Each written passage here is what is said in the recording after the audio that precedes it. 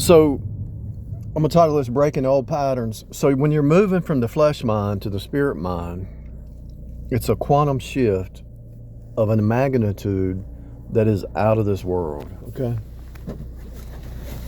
So let's say you were raised in a family where everybody was lost and everybody was yelling and screaming, or you could have been raised in a religious family where everybody's just religious but lost and they were following traditions or legalism.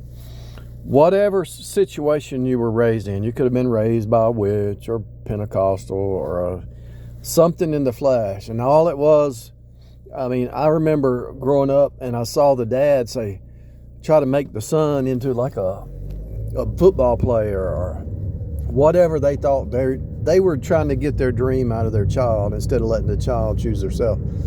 And so the dads would push the kids beyond what they could handle, because they were trying to live out through that child, their dream that they didn't go through. I remember one time, I'm pretty sure I heard it. I don't know if it was hearsay or I heard it. No, I think my mom told me. I think she said, your father told me that I destroyed his life because he was going to be a gymnastic star or something like that.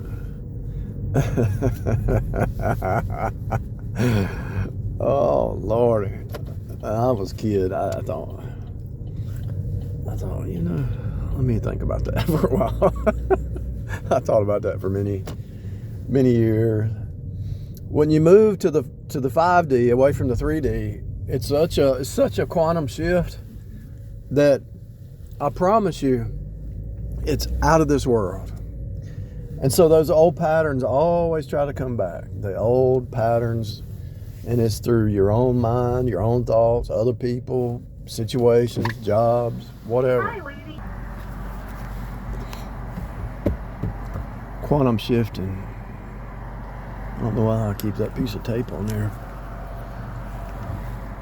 Had a glue gun just burn right into my hand there. Crazy world. Crazy.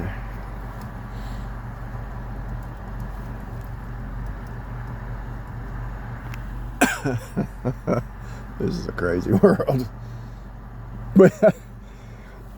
What is Mother Earth? Mother Earth is a birthing machine. So if you tell the mama who's got a baby, so you got a mama there with a baby in her belly, and you yell at that baby, hurry up and get birthed out, hurry.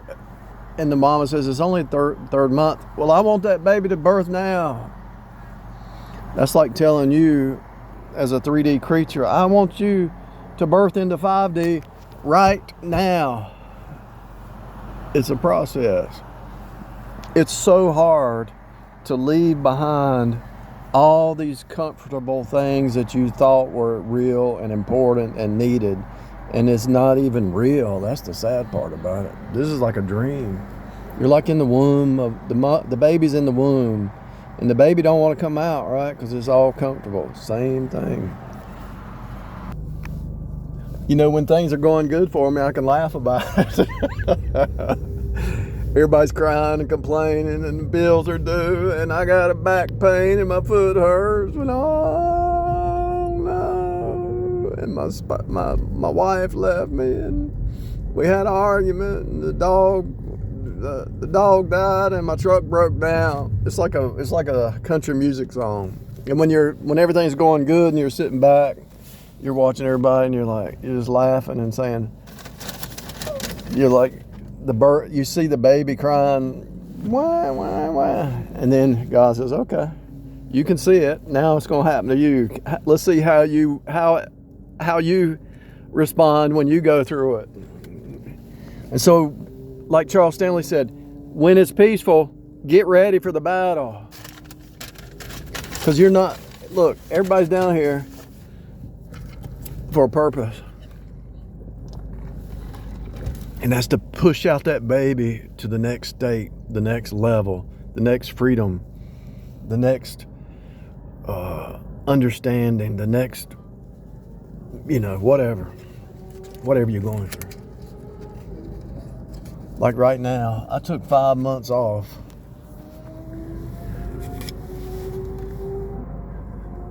Of my little side work. just to recover. It's like I was taking a year of jubilee, even though I'm working every day. But it's still it feels like a year of jubilee because I slowed down so much, The year of jubilee. But I know if I can plan this right, if I can stay healthy, not go do something stupid, like pull a back muscle or something. If I can stay healthy and I can plan my days and fast and pray and save and submit to a boss and just keep my flow going, I'm hoping it'll work out. But you never know what happens, in life. I mean, I could get hit right here on the highway. Somebody could run into me. But when you're everything's going smooth, you watch everybody crying, wah, wah, wah, wah, and you're looking and saying that's just birthing pains. You're just having to give up these old programs of the flesh mind so that you can really step into the spirit mind. And if you think about Moses walking with his little staff, just walking in the wilderness with his staff, and it's a bent staff. It has to be a bent staff because you have to be broken. You have to be broken.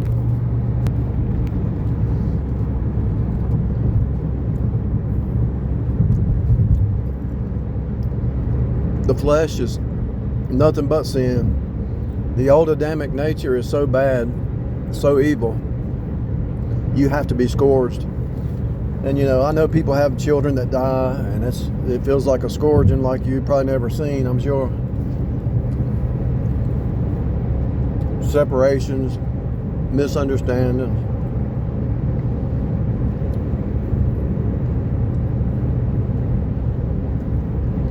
People get catfished. People actually get catfished in their own house. They could be married to somebody, and the whole time it's a narcissistic relationship, and they were catfished while they were married, and it might last 30 years till they wake up to their abuse and realize it was mental anguish for 30 years, and they finally get away from it, and they stick their middle finger up to the pastor and said, "You better stay." Well, you don't have to live with them, pastor. You don't have to live with the mental torment every day.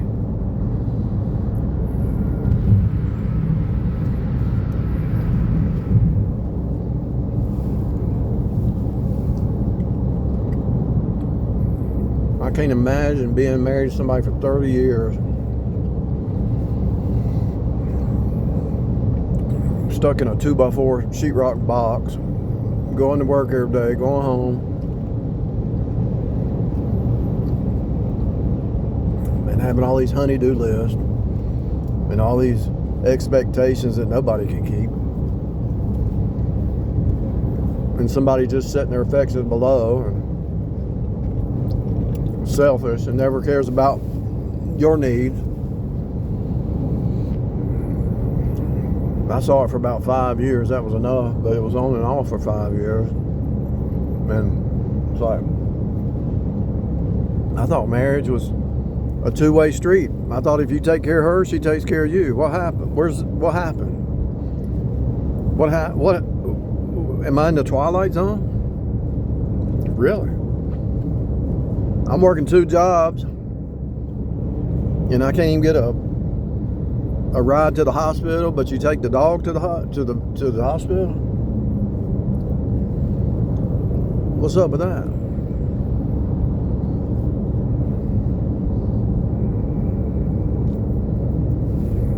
I wasn't perfect. Nobody's perfect.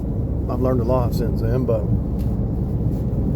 I know not to get in a situation where it's just a one-way street,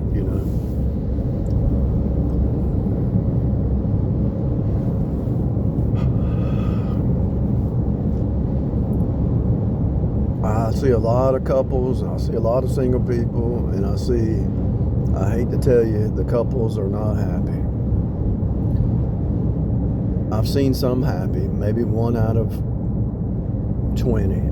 I see a lot of turnover in people on a weekly basis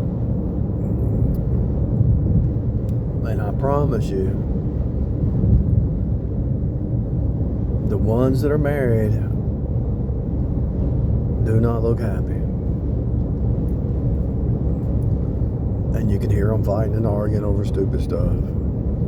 Today, I saw somebody, the guy was there was this little 10-year-old kid, 7-year-old kid, maybe 6, I don't know.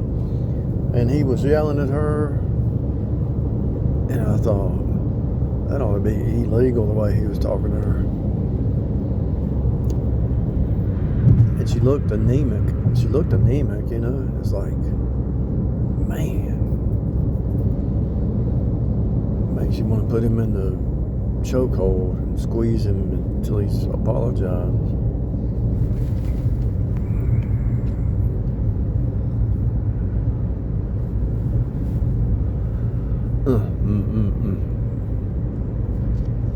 I wish I wouldn't have seen that today, because I really didn't want to see that. And it was on Christmas Eve too. I did not want to see that today. It really got me for a while, and then I forgot about it till just now. But anyway,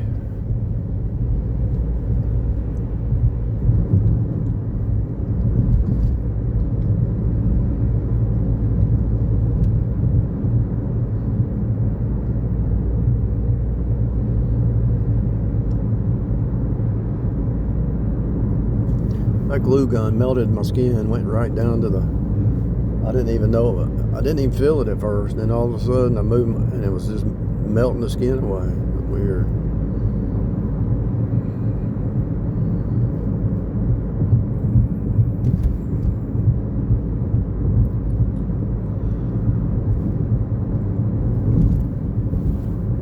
What was I talking about? Talking about that kid being yelled at. This upset me. I forgot what I was talking about. Let me put this on pause. Yeah, okay. So what I was talking about is when people are going through trouble, pain, loss, whatever, it's like you're looking at it from the outside in, and it's like, they'll get to the other side, and you're looking at it from an outside perspective, and they'll be better in 30 days, 60 days, next year. It might take a while, but they're going to get better. And then when it happens to you, you forget that awareness. But if you can stay in that state of awareness, even in pain, if you can stay in the state of awareness, in the good times, the pain, the joy, the trouble, the separation, if you can look at this thing from the outside in while you're going through all that trouble, if you can train yourself to do that, it's going to help you to endure it, And one way you do it, the biggest way that you do it, is that you're seated in the heavenlies in Christ. If you're saved, when you go through the pain, you can endure it because you're already seated in the heavenlies. If you're not saved, they're going to go to drinking and drugs and stuff like that, because they're just trying to make it to the next day. And if you've ever kind of quantum connected with somebody with an addictive personality, that jumps onto you. You might not have an addictive personality, but because that person does, and they haven't escaped that program, you're over here in peace. This person has an addictive personality. You quantum connect, and it affects you. And you're like, what is this? How is this even possible?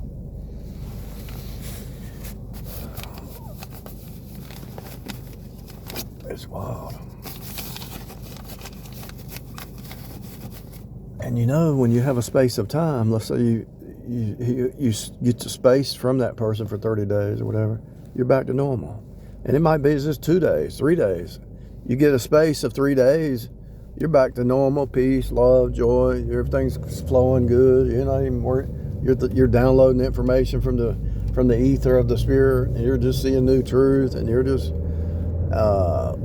happy, walking around the block, whistling, enjoying life, and just praising God. But then you go back, you might have a family member that has those they're still like in the lower level frequencies, and they're still dealing with stuff, and they call you on the phone, and you're like, ugh. It's like the mud and the miry clay. Y'all know what I'm talking about. Y'all know what I'm talking about. You're going about your business, everything's cool, and you got some family member calls you up who's down here at the base nature level. They haven't risen up to any kind of 5D, or especially not 6D or 7D. So they're stuck in the 3D simulation, and they call you on the phone.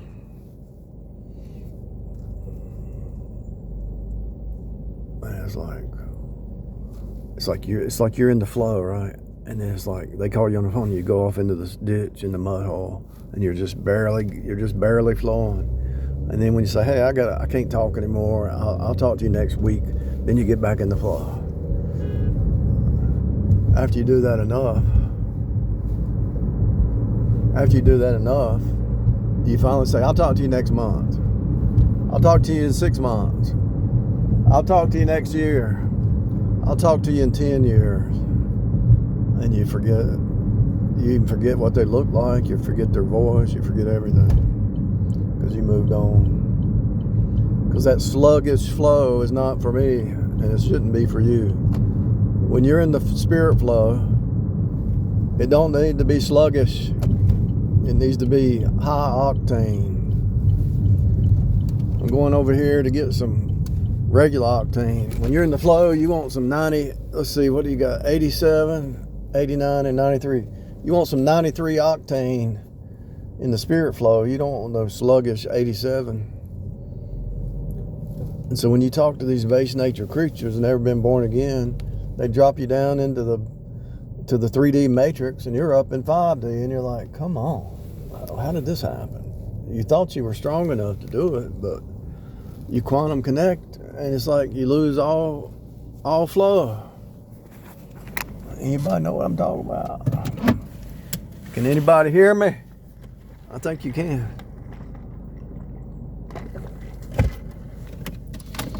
You might think, what is that? I just told you. You're in the flow.